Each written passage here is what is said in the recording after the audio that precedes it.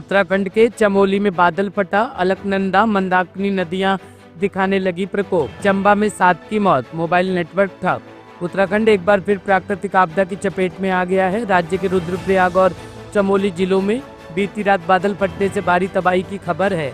अचानक पहाड़ों से उमड़े पानी और मलबे ने कई घरों और सड़कों को अपनी चपेट में ले लिया है। चमोली जिले के देवाल क्षेत्र और रुद्रप्रयाग के बसु केदार तहसील क्षेत्र में हालात बेहद गंभीर बताए जा रहे हैं। चमोली जिले के देवाल क्षेत्र के कालेश्वर और मोपाटा इलाकों में पहाड़ से गिरे मलबे ने तबाही मचा दी। मलबा कई घरों में घुस गया।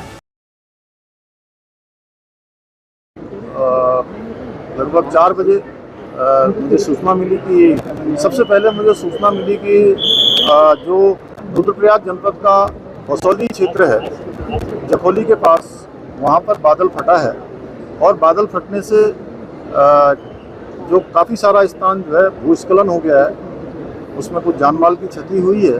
इसके अतिरिक्त गुप्तकाशी के पास भी एक गधेरा बन गया है बीच में गाँव के साथ। चमोली जनपद में और टिहरी जनपद में, हमारे बूढ़ा केदार क्षेत्र में और बागेश्वर जनपद के कपकोट क्षेत्र में भी आज बादल फटे हैं। प्रदेश के अन्य स्थानों से, पिथौरागढ़ से लेकर उत्तरकाशी तक पूरी आपदा की स्थिति है। लेकिन हमारा प्रयास है ऐसी आपदा के समय में पूरी सरकार, हम सभी लोग उन आपदा पीड़ितों के साथ है।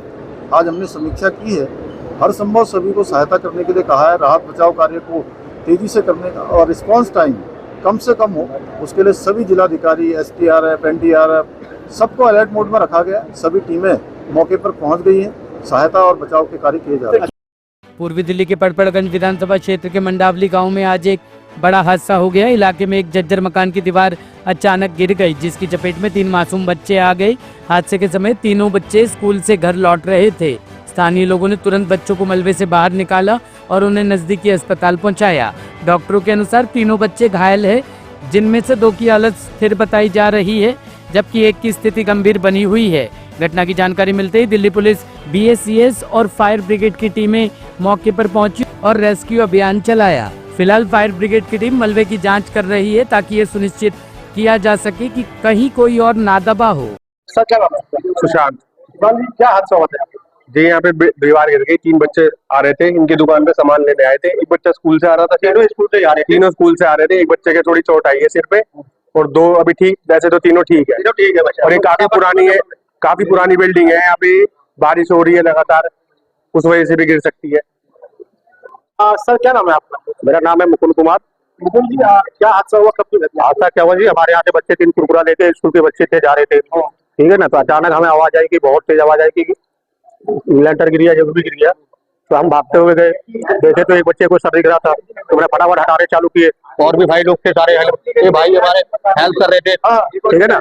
हम दोनों सब लगे काम में, हटाने के बच्चे बहुत सारे वीडियो भी बना रहे थे। लेकिन वीडियो बनाने वाले अभी तो कोई नहीं दिख रहे, ठीक है। लेकिन हम लोग 3 बच्चे को निकाला है। एक बच्चे को थोड़ा सा छोटा, बच्चे बहुत अच्छे हैं, ठीक है, बढ़िया है। भगवान की दुआ से मेरे हाथ लग गए और ठीक है। इस मकान में कोई रहता था क्या? नहीं, कोई नहीं रहता था, खंडर पड़ा हुआ। हाँ, कोई नहीं रहता था। दिल्ली के उत्तर पूर्वी जिले के मौजपुर इलाके में आज सुबह एक दर्दनाक हादसा हुआ, जिसमें स्कूल जा रही 8 साल की मासूम छात्रा आशिता परासर की मौत हो गई। थाना जाफराबाद क्षेत्र में ये घटना उस समय घटी जब एक बैटरी रिक्शा अनियंत्रित होकर पहले बाइक से टकराया, फिर पलट गया। हादसे में कई स्कूली बच्चे और एक टीचर रिक्शे में सवार थे, लेकिन आशिता गंभीर रूप से घायल हो गई।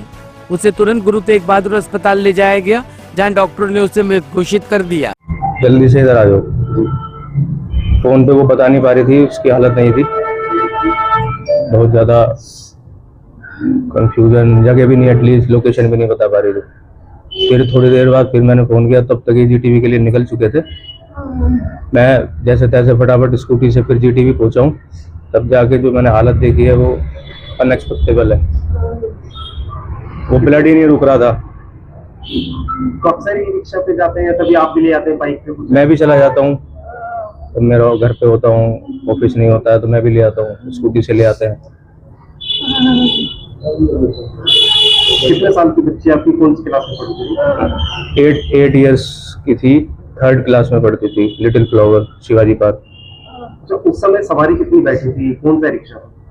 ये 3 पैडल वाला जो बैटरी रिक्शा चलते हैं, वो बैटरी रिक्शा था। अब वो लाइसेंस्ड है भी या नहीं है, नंबर प्लेट भी ओरिजिनल है नहीं है, ड्राइवर लाइसेंस है नहीं है कुछ नहीं पता। ये सैकड़ों की तादादों में पूरी रोड का घेराव किया हुआ है। चारों तरफ से आप देख लीजिए, जिस रोड पे बैटरी रिक्शा बैन है उस रोड पे सैकड़ों की तरह मेरे बैटरी रिक्शा चल रही है, और ये सिर्फ और सिर्फ ये प्रशासन की लापरवाही से। देखिए, आपको मालूम ही है ये रिक्शा इस तरीके से है, लेकिन उस समय लेट हो रहे थे स्कूल के लिए, इसलिए स्कूल के लिए लेट हो रहे थे, घर में कुछ काम था, पूजा थी, तो मैं घर पे ही करवा रहा था। तो वाइफ ने बोला कि मैं चली जाती हूँ तो जल्दी से स्कूल पहुंच जाएंगे, तो इसलिए ये रिक्शा की। जी इसीलिए ये रिक्शा ली। अच्छा, ई रिक्शा वाला कहाँ है इसमें? वो आइडिया नहीं है, मैं तो सीधा हॉस्पिटल गया था, उसके बाद फिर FIR हुई है। FIR में IO अब जो इन्वेस्टिगेशन करेंगे वो IO पे डिपेंड करता है, तो अभी तक तो वहाँ से कुछ नोटिफिकेशन आया नहीं है। बाइक में आपको बताया होगा कि कितने लोग रिक्शे में बैठे थे?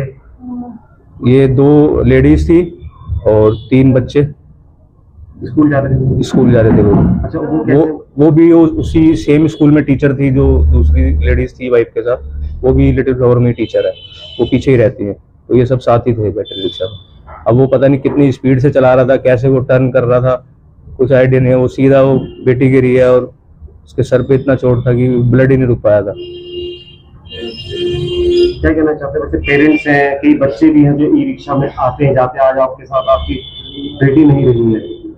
मेरी बस एक ही रिक्वेस्ट है माननीय मुख्यमंत्री जी रेखा गुप्ता जी से, कि जहाँ भी ये बैटरी रिक्शा ओवरलोडेड चल रही हैं, मतलब पूरी दिल्ली में ओवर क्राउडेड हो चुका है ई रिक्शा की वजह से, इसको तुरंत ही बैन किया जाए।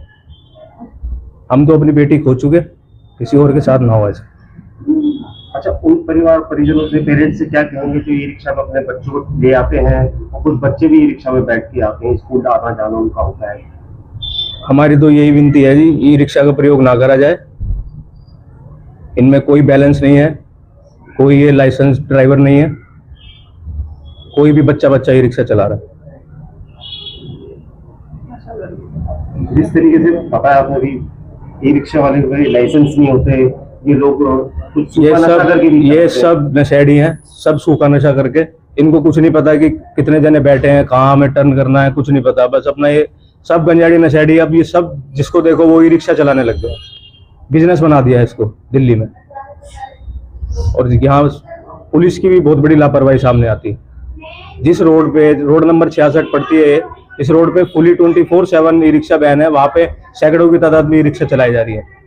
इसका जिम्मेदार कौन है? ब्यूरो रिपोर्ट, टीम तफ्तीश न्यूज।